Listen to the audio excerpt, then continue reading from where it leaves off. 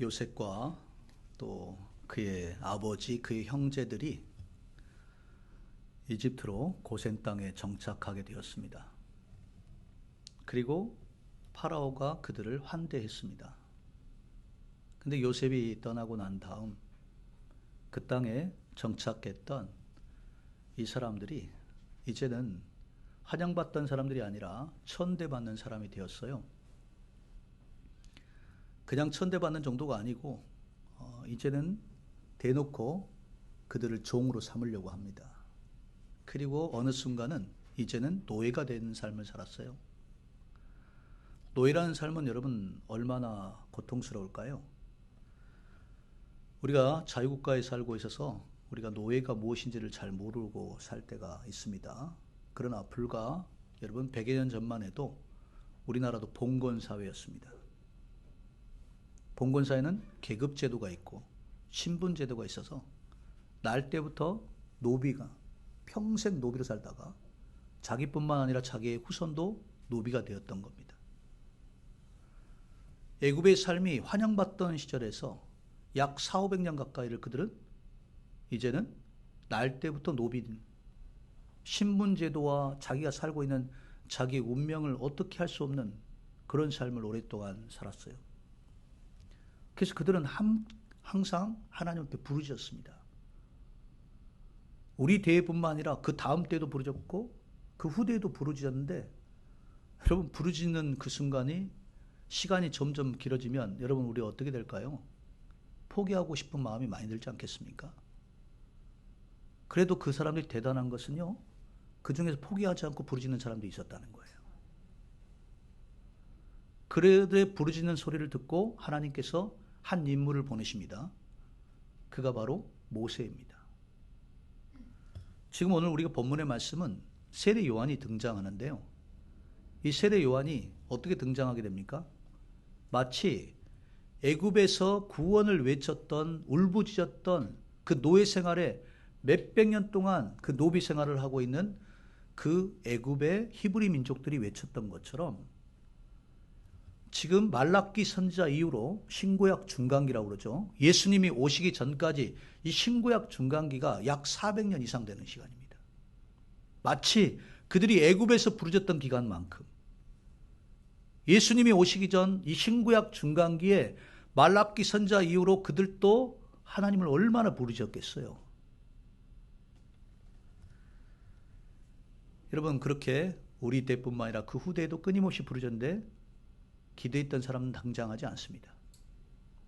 모세가 등장하던가 아니면 하나님이 약속하셨던 메시아가 등장하던가 이렇게 해야 되는데 등장하지 않아요.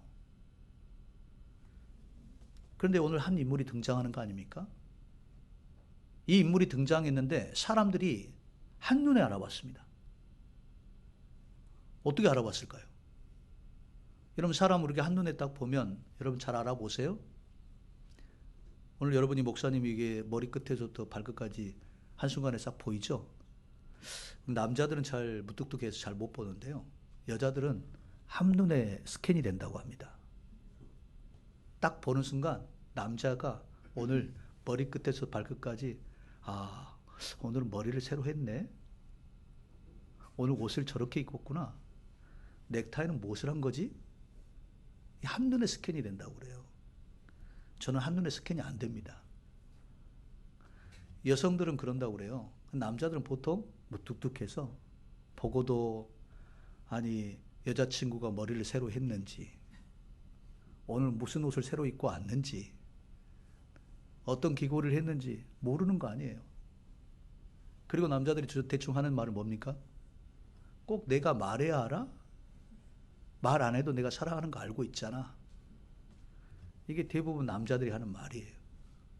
그게 남자의 멋이라고 하는데 여러분 어떻습니까? 우리 여성 자매들이 동의하십니까? 동의가 안 돼요. 젊었을 때부터 나이 들 때까지 동의가 안 됩니다. 똑같아요.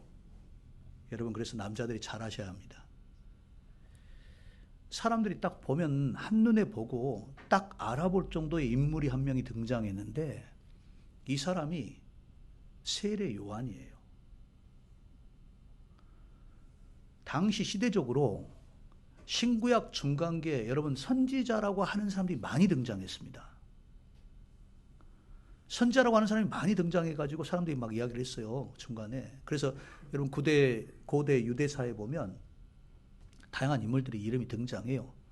그리고 성경에 실려있지 않은 성경 외경이라고 하는 것, 또 성경과 비슷한 문헌들이 있습니다. 이걸 위경이라고 해요. 이런 것들을 보면 여러 가지 사람들이 등장합니다.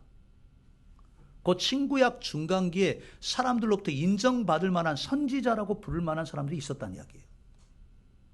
그런데 이런 사람들 다 있었는데 여러분 보면 어때요? 우리가 여기 산에 있으면 산 정상에 높은 산이 가장 정상에 우뚝 선 정상이 있잖아요. 그 정상을 바라보고 저 산의 산맥의 가장 높은 산은 저거라고 하잖아요. 그런 인물이 있었는데 바로 오늘 등장하는 세례 요한. 세례 요한은 사람들이 뭐라고 이야기했냐면 와서 이렇게 물어보는 거예요. 여기 본문의 말씀 보세요. 19절에 보니까 유대인들이, 여러분 유대인들이라고 이름을 성경에서 유대인 하면 뭡니까? 주이시가 어떤 인물들이에요? 지금도 주이시는 유명합니다. 여러분 유대인들이 세계에서 가장 뛰어나다고 그러잖아요. 여기 유대인들이라고 하는 성경의 말씀은 그들이 하나님을 믿는 사람을 말하는 겁니다. 같은 신앙의 수준으로 봐도 야, 저 사람들 저 정도 신앙생활 하는데 정말 하나님 앞에 신실한 신앙생활을 하고 있는 사람들로 보인다는 거예요. 그 유대인들이 예루살렘에서 제사장들과 레위인들을 요한에게 보내요. 여러분 여기서 제사장들과 레위인은 어떤 사람입니까? 예배를 섬기는 사람들이잖아요. 하나님 앞에 제사를 섬기는 사람들이잖아요. 곧 하나님을 예배하는 중심에 있는 사람들, 하나님을 예배하는 가장 앞장서서 나온 사람들. 지금으로 이야기하면 교회 찬양팀이나 성가대를 말합니다. 여기 제사장들은 어떤 사람들입니까? 사역자들이잖아요. 이런 사람들을 요한에게 보냈어요. 어느 정도 인물인지 아시겠습니까? 당시에 유대인들 중에서도 가장 하나님을 섬기는 데 앞장서 있는 대표적인 인물들이 여러 사람이 집단으로 요한을 찾아갔다는 이야기예요. 그리고 물어봅니다. 이들이 여기까지 가는 동안은 여러분 그들 공동체, 유대인들 공동체 안에서 다양한 이야기들이 있었을 거예요. 근데 유대인 공동체 안에서도 이 사람을 인정할 수밖에 없는, 그래서 제사장을 대표로 보낸 거예요. 그리고 레위인들을 함께 따르려 보낸 겁니다. 그리고 세례 요한에게 찾아가서 이렇게 물어요. 첫 번째 질문을 보십시오. 19절 하반절에 요한에게 보내어 내가 누구냐 물을 때 요한이 증언이 이러하니라. 내가 누구냐라는 겁니다. 여러분 지금 우리가 하반절에 보면 요단강 건너편에 베단이라는 곳에서 세례 요한이 세례를 베풀고 있습니다. 수많은 사람들이 세례 요한을 찾아옵니다. 하물며 유대 지도층이라고 하는 사람들까지 조용히 찾아가서 세례 요한에게 세례를 받으려고 해요. 그의 영향력으로 따지면 여러분 우리가 유명한 복음 전도자 빌리 그레함 목사님도 알고, 지금 아프리카에 가면 엄청나게 부흥의 역사를 이루고 있는 그런 목사님도 계시고 그러잖아요. 그런 사람들과 대비하면 어때요? 세례 요한이라는 인물은 독보적인 존재라는 이야기예요. 그렇기 때문에 이 사람에게 한 번 가서 세례 한 번 받아보고자 하는 수도 없이 많은 사람들, 하물며 다른 지역에 있는 이방인들까지 찾아갔다는 겁니다. 이렇게 난리가 난 겁니다. 그래서 제사장과 레위지파 사람들이 파송받은 거 아니에요. 가서 물어봐달라. 여러분 그들은 마음속에 이런 마음이 있었어요. 그래, 만약에 그동안 신구약 중간기에 있었던 다양하게 자기가 선지자라고, 자칭 선지자라고 하는 사람들, 자칭 하나님의 메신저라고 했던 사람들, 이런 사람들이 많이 있었는데 이런 사람들과는 격이 다른 사람이 등장했다는 겁니다. 자칭이라고 말하지 않았어요. 자기가 누구라고 말을 하지 않는 거예요. 자기 신분을 밝히지 않는 거예요. 내가 누구냐고 한마디도 하지 않습니다. 다만 뭐라고 한 겁니까? 회개하라, 하나님 나라가 가까이 왔으니. 딱 두 마디예요. 회개하라, 하나님 나라가 가까워했다. 근데 그 두 마디에 사람들이 쓰러지고 넘어지고 난리가 나는 겁니다. 이 소식을 듣고 소문의 소문을 듣고 멀리에서 세례 요한을 찾아오는 겁니다. 요단을 건너가 요단 동편에서. 여러분, 그들 안에 있는 질문이 뭡니까? 과연 이 사람은 선지자인가? 선지자를 뛰어넘어서 뭐라고 하죠? 엘리야인가? 라는 거예요. 왜 엘리야가 등장합니까? 여기에? 아니, 선지자가 호세아 선지자도 있고 이사야 선지자도 있고 에레미야 선지자도 있고 선지자 많잖아요. 그 많은 선지자 중에 왜 엘리야입니까? 라고 하는 말을 등장합니까? 여러분, 선지자 중에서 하나님께 들림받은 사람이 있습니다. 이 땅에 죽어서 여기에 있는 몸이 묻힌 사람이 아닌 사람이 있어요. 그 사람이 바로 엘리야 아닙니까? 하나님의 회오리바람을 타고 하늘로 승천했습니다. 그래서 엘리야는 지금 그들도 어떤 생각을 하고 있는 거예요? 엘리야는 죽은 게 아니다 하는 거예요. 엘리야는 지금도 살아있을 것이라는 거예요. 하나님께 들림받았지만 그 엘리야가 하나님께서 이 땅에 다시 선자로 보낼 수 있다고 하는 이 고대 유대 사회에서 대부분 그들이 알고 있었던 사실이에요. 그러니 이 세례 요한을 보고 사람들이 어떤 생각을 했냐면, 구약의 그 유명한 인물, 선지자를 대표하는 사람, 하나님께 들림받은 하나님의 사람, 그 사람이 아닐까? 라고 질문하는 겁니다. 그런데 그들 중에는 이런 생각을 하는 사람이 있었어요. 아니야. 엘리야가 온다 해도 이런 일은 있을 수 없어. 여러분, 엘리야가 어떤 인물이죠? 여러분, 열왕기 18장부터 시작해서 쭉 엘리야 등장하잖아요. 엘리야가 여러분 갈멜산에 가면 엘리야가 아세라와 바알 선지자를 섬겼던 850명과 엘리야가 싸웠던 그 장소, 거기에 높은 장소에 동산이에요. 뭐 우리처럼 관악산처럼 높은 산은 아닙니다. 근데 이렇게 올라가 있는 동산에 그 엘리야 예배당 교회가 지어져 있고 엘리야가 하늘에서 불이 떨어졌다고 하는 그 장소가 있어요. 그런데 거기 올라가 보면 여러분 뭘 볼 수 있는지 아세요? 동서남북으로 올라가면 동쪽, 서쪽, 남쪽, 북쪽 모두가 벌판이에요. 당시에 엘리야가 아세라와 바알 선지자라고 함께 영적 싸움을 싸우는 그 고지가 동서남북에 어디서 봐도 그걸 볼 수 있는 장소였다는 이야기예요. 갈멜산이 히말라야처럼 높은 산은 아닌데 동서남북에 곧 이스라엘의 온 땅에 있는 사람들이 세속화되고 혼합되어 가는 과정 속에 엘리야가 그렇게 외치잖아요. 하나님, 이 땅에서 하나님을 제대로 믿고 섬긴 사람이 누가 있습니까? 나 외에는 누구도 남아있지 않습니다. 라고 했던 그 엘리야. 그 엘리야가 850명과 싸우는 장면을 그 어디 동서남북에 어디 있더라도 다 볼 수 있는 장소라는 이야기입니다. 결국 그 이방신을 섬겼던, 우상을 섬겼던 사람들이 아무리 해도 그들 뜻대로 되지 않죠.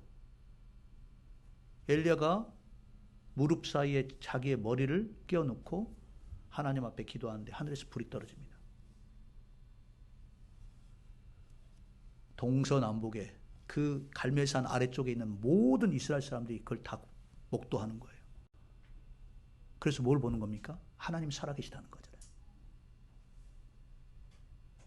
그동안 믿지 못했던 사람들이 하나님 살아계심을 그날 본 겁니다. 그래가지고 거기에 있는 850명 이방에 섬겼던 선지자들 다 그날 하나님께서 다 그들을 다 없이 하시잖아요. 제거하시잖아요. 여러분, 우리가 하나님을 믿는 사람들은 이런 엘리야 같은 인물이 등장하기를 원합니다. 조금 더 가면 지금 현대에 하나님을 믿는 다양한 신앙인들이 왜 엉뚱한 길을 가게 될까요? 여기 똑같은 질문이 등장합니다. 당신은 누굽니까? 세례 요한을 보니까 세례 요한이 이렇게 대답해요. 20절에 보세요. 말씀. 요한이 드러내어 말하고 숨기지 아니하니 드러내어 하는 말이 나는 그리스도가 아니라 한대. 사람들 마음에 뭐가 있었다고요? 엘리야 정도 인물이 아니다. 이 인물은 그리스도다라는 거예요. 이 인물은 메시아다라는 겁니다. 우리의 구원자다라는 거예요. 어마어마한 말 아닙니까? 그리스도가 오셨어. 우리의 구원자가 오신 거야. 세례 요한은 우리의 구원자 정도 되는 인물이 아닐까? 라고 질문하고 있는 겁니다. 여러분, 사람들은 그런 생각을 하고 있어요. 지금도. 그래서 어느 사람들이 어떻게 갑니까? 내가 예수님을 믿는데요. 예수님에 대해서, 성경에 대해서도 많이 이야기하고 있어요. 그 성경에 대해서 많이 가르쳐 준다고 합니다. 근데 어느 순간 뭐가 되는 겁니까? 끝에 가면 자기가 그리스도라고 하는 겁니다. 때로는 자기가 재림주라고 하는 겁니다. 재림주까지는 안 되더라도 비슷한 사람이라고 이야기합니다. 여러분, 우리가 성탄을 앞두고 하나님께서 오늘 우리에게 이 대강절 세 번째 주간 우리에게 주신 이 말씀은 요한복음 1장에 신구약 중간기에 한 인물이 등장을 했는데 이 인물이 그리스도로 평가받을 정도의 인물이었다는 이야기예요. 우리와 비교해 보면 그 어떤 선자도 비교할 수 없는 그리스도라고 평가받았던 그런 인물이 지금 자신을 내게서 뭐라고 이야기하는지 아십니까? 여기 보세요. 나는 그리스도도 아니고 선자도 아니고 엘리야도 아니다. 22절에 보니까 또 말하되 누구냐? 우리를 보는 이들에게 대답하게 하라. 너는 내게 대하여 무엇이라 하느냐? 이때 23절의 말씀입니다. 23절 말씀 우리 함께 읽어볼까요? 시작. 이르되 나는 선자 이사야의 말과 같이 주의 길을 곱게 하라고 광야에서 외치는 자의 소리로라 하니라. 여러분, 지금 그리스도라고 평가받았던 이 인물이 자신을 뭐라고 그러냐면 나는 보이스야. 나 소리야. 나는 소리다. 여러분, 여기 우리 찬양팀 찬양했잖아요. 여기 저기 신디가 있고 기타가 있고 베이스가 있고 일렉도 있고 드럼도 있습니다. 자, 여기서 오늘 가만히 있는데 여러분이 이 피아노에 소리가 나게 해주십시오. 난 피아노 그냥 소리가 나게 할 수 있습니다. 있습니까? 여러분, 기타 여기 있는데요. 기타 소리가 납니까? 어떻게 소리가 납니까?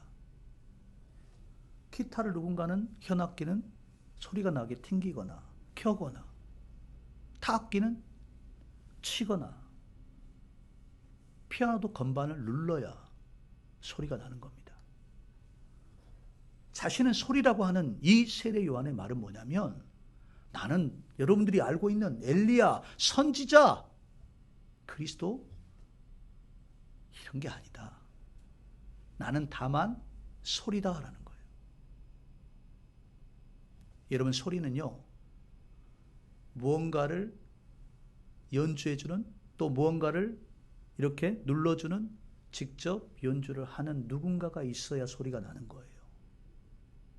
악기는 도구인 겁니다. 다른 말로 세례 요한은 자신에 대한 정확한 정체성을 알고 있었는데 그거는 나는 도구라 이런 얘기예요. 어떤 도구입니까? 주의 길을 곱게 하라고 광야에서 외치는 자의 소리다. 여러분, 하나님께서는 우리에게 진정한 하나님의 사람, 여기에 대해서 요한복음 1장에 이 사람에 대해서 이렇게 표현합니다. 요한복음 1장 6절 하나님께로부터 보내심을 받은 사람이 있으니 그의 이름은 요한이라. 성경은 이 인물에 뭐라고 평가합니까? 하나님께서 보내신 사람이라는 거예요. 여러분, 우리는 예수 그리스도를 믿고 구원받았다고 합니다. 예수님을 믿고 구원받은 사람을 그리스도라 하고요.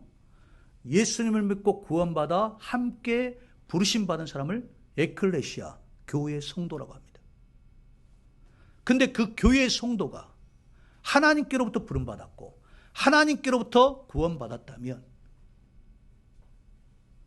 하나님을 믿는 사람이 되었는데 그 사람들의 정체성이 무엇인지를 분명히 우리가 해야 된다는 거예요. 구원받은 사람들, 하나님의 부르심받은 사람들은 오늘 세례 요한의 이 고백이 우리가 가져야 할 진정한 겸손이란 걸 알아야 합니다. 여러분, 겸손한 건 뭐라고 그러죠? 다른 사람 앞에서 내 머리를 폴더로 굽혀서 인사하면 겸손입니까? 허리를 굽혀서 인사하면 겸손일까요? 내 주장을 이야기하지 않으면 겸손일까요? 다른 사람이 그 어떤 말을 하더라도 내가 침묵하는 것이 겸손일까요? 내 낮아진 자존감이 겸손일까요? 많은 말을 했지만 내 삶에는 말보다는 내 삶에 이루어진 건 아무것도 없는 게 겸손일까요? 나는 높은 사람이 아니야. 늘 내가 낮아진 사람이야 라고 하는 것이 겸손일까요? 이런 모든 것도 사실은 사람이기 때문에 하는 말입니다. 사람이기 때문에 하는 말이에요. 그러나 진정한 신앙인, 진정한 정체성을 가진 겸손이라는 것은 오늘 세례 요한이 모든 사람들로부터 아주 정상적인, 아주 가장 최고 정상에 있는 절정의 선지자보다 더 뛰어난 인물이라고 평가받았던 세례 요한이 자신은 어떻게 이런 사람으로 살고 있는지는 걸 알려준 거예요. 그것은 바로 자신이 도구라는 이야기입니다. 하나님의 것을 전달하는 소리. 여러분, 성탄을 두고 있지요? 성탄을 앞두고 우리는 하나님이 우리에게 주신 겸손이 무엇인지를 알게 되었습니다. 오늘 예배가 끝나고 나는데 나는 오늘 이 말씀을 듣고 내가 그동안 그렇게 하나님의 도구라고 했던 그런 정체성을 깨닫지 못하고 알지 못했던 것이 있다면 여러분, 하나님 앞에 돌이키셔야 합니다. 내가 시퍼렇게 살아서 십자가의 주님을 사실은 말하기가 어렵습니다. 여러분, 믿음의 조상 아브라함이요, 어느 순간 믿음의 조상이 된 것은 그가 한순간에 이루어진 건 아닙니다. 갈대아 우르에서 부름받을 때도 사실 긴가민가했습니다. 하나님이 말씀해줘도, 언약까지 해줘도 아브라함은 네 했는데 사실 잘 몰랐습니다. 흉년이 들면 애굽으로 피하고 자기가 불리하면 아내도 여동생이라고 속이던 사람입니다. 우리가 보기에는 인간적으로 그 무엇도 뛰어난 인물이 아닙니다. 물론 족장이 되었다고요? 애굽에서 바로가 많은 재물을 줘서 그가 돌아가잖아요. 그게 어떤 공로로 된 게 아닙니다. 하나님의 은혜로 된 것이죠. 그렇게 하나님 앞에 수많은 시간 동안 하나님께서 그를 단련하사 드디어 아브라함이 하나님께 즉각 순종하는 사람이 됐어요. 이걸 지금 오늘 말씀으로 비추면 그가 진정한 겸손한 자가 되었다는 이야기입니다. 하나님이 그의 아들, 100세에 얻은 아들을 하나님께서 모리아산에 가서 번제로 드리라고 하는 거예요. 그런데 아브라함이요, 우리는 이해할 수 없죠. 근데 아들 데리고 가는 거예요. 아들이 가면서 물어봅니다. 아버지, 분명히 아버지가 제사 드리러 간다는데 제사에 드릴 예물이 어디 갔습니까? 번제 제물이 없잖아요. 그러니까. 아브라함이 이렇게 말해요. 하나님이 예비하셨을 거라고. 아들한테 이야기를 안 해줘요. 그리고 정작 모리아산에 가서 그의 아들을 하나님 앞에 번제의 제물로 드리려고 할 때 하나님께서 그를 막으시죠. 그리고 하나님이 아브라함에게 이런 말씀을 합니다.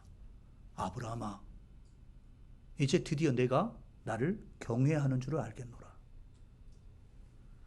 여러분, 겸손은 세상에 말하는 겸손을 겸손이라고 하지 않아요. 하나님의 사람은 하나님을 경외하는 하나님 말씀에 내가 도구로 즉각 순종하는 걸 말하는 겁니다. 이 정도의 경지를 가지고 겸손이란 말을 쓸 수 있는 사람이 신앙이라는 거예요. 여기까지 다다른 사람들. 여러분, 우리가 세례 요한이 될 수 없을 수도 없습니다. 또한 아브라함 같은 인물이 될 수도 없을 수도 있습니다. 그러나 우리가 진정으로 하나님이 주셨던 이 땅에 그리스도가 오시기 전 사람들로부터 그렇게 많은 평가를 받았던 인물이 자신 스스로가 어떤 정체성을 가지고 그 땅을 걸어가는지를 우리는 분명히 알아야 합니다. 나는 하나님의 도구, 하나님이 말씀하신 이 말씀을 세상에 외치라고 세상의 소리로 들려주는 사람. 나는 도구이다. 이게 겸손입니다. 그리고 이것을 따랐던 사람들이 제자입니다. 여러분, 우리는 예수 믿는 제자라고 그러잖아요. 예수의 제자들이 하는 말을 다 들어보십시오. 신약 서신에 있는 제자들 항상 동일하게 이야기했어요. 예수 그리스도의 종된 나 바울은, 예수의 종된 베드로는 다 똑같아요. 그들은 모두 그리스도의 종이라고 한 겁니다. 그들은 모두 그리스도의 도구라고 한 거예요. 바울은 예수님께서 내가 이방에 쓸 택한 나의 그릇이라고 했어요. 여러분, 그릇. 여러분, 우리 주방에 우리가 지금 홀리 커뮤니언 끝나고 여기 예배가 끝나고 우리가 교제하잖아요. 성도의 교제를 하잖아요. 그럼 여기 그릇이 여러분 주방에 쭉 있는데 그릇 여러분 구경하려고 거기다 꼽아놨습니까? 그렇지 않잖아요. 그릇을 왜 깨끗이 씻어서 거기에 선반에 다 이렇게 정리를 해놨어요? 사용하기 위한 거잖아요. 우리가 성탄을 앞두고 예배드리는 성도가, 하나님을 믿는 사람들이 내가 무엇인지를 분명히 아셔야 된다는 이야기예요. 하나님이 쓰실 그릇이라는 이야기예요. 아무리 그릇이 좋아도 그릇을 쓰지 않고 여러분 가운데서 내가 명품이라고 그 안에 세워지겠어요? 목사님이 저기 동생이 사준 가방이 하나 있는데요. 좀 뭐 그렇게 어마어마하게 고가는 아닌데 제가 들고 다니는 가방은 그냥 천 가방입니다. 너무 편리하기도 하고 그리고 어디에 놔둬도 뭐 때 타면 그냥 물로 빨면 되고 그래서 그냥 종이 가방 제가 천 가방 한 10년 넘게 들고 다니는데 사람들이 아직도 그런 가방을 들고 다니시냐고 그러는데 저는 편리합니다. 동생이 이제 가방을 하나 선물로 줬는데 이거 못 가지고 다니겠더라고요. 왜? 좀 제가 생각해 좀 비싼 가방이에요. 이 비싼 가방을 들고 다니기가 기스가 날까 봐 들고 다니기가 어렵고 또 제가 들고 다니기가 어색한 거예요. 가끔 이제 어떤 행사가 있어서 들고 가는 적도 있는데 제 집에 있습니다. 근데 저희 교회 성도님이 그런 말씀 하시더라고요. 그냥 놔둬도 색이 바라고요. 그냥 놔둬도 이게 낡아간다는 거예요. 목사님, 그냥 막 쓰세요. 여러분, 막 쓰는 겁니다. 가방은 그 가방에 내용물을 담고 그걸 이동하는 수단으로 쓰라고 하는 거잖아요. 하나님은 우리를 부르셨을 때 하나님이 우리를 하나님의 쓰실 그릇으로 부른 거예요. 성탄을 앞두고 우리는 무엇을 보아야 합니까? 내가 하나님이 쓰실 그릇으로 깨끗하게 씻겨져 있는 건가? 하나님이 언제든지 나를 쓰실수록 나는 준비되어 있는 건가? 이것을 준비해 가는 과정을 겸손이라고 하는 겁니다. 신앙이 성장하고 성숙한다면 하나님이 말씀하셔서 쓰시겠다고 하면 언제든지 내가 준비되어 있는 나의 그릇, 이것을 하나님께서는 이제야 내가 나를 경외하는 줄 알겠노라고 아브라함이 말씀하신 거고, 세례 요한이 수도 없이 많은 이방의 사람들까지 다 찾아와서 자신을 드높이고 세례 요한에게 그리스도가 아니냐고 묻는 그런 말에도 흔들리지 않았던 것은, 세례 요한은 나는 다만 주께서 말씀하신 것을 세상에 외치라고 하는 그냥 소리일 뿐이다, 나는 사람도 아니라고 한 거예요. 여러분, 주의 도구가 되십시오. 주의 도구가 된다면 여러분은 가지고 있던 다양한 생각과 여러분의 문제가 되지 않습니다. 하나님이 쓰실 그릇에 집중하게 되는 것이고, 내가 하나님의 도구가 될 것에 집중하는 것이고, 내가 하나님께서 나를 새롭게 하셔서 주님이 쓰시고자 하는 그릇이 된다고 하는 그 믿음을 갖고 살아간다면 여러분은 어느 순간부터 하나님이 귀히 쓰시는 그릇이 될 겁니다. 성탄을 앞두고 여러분이 아무리 보잘것없는 그릇이라도 하나님 손에 들리면 그 내용물이 예수님 아닙니까? 저와 여러분에게 이 은혜가 함께 하시기를 축복합니다.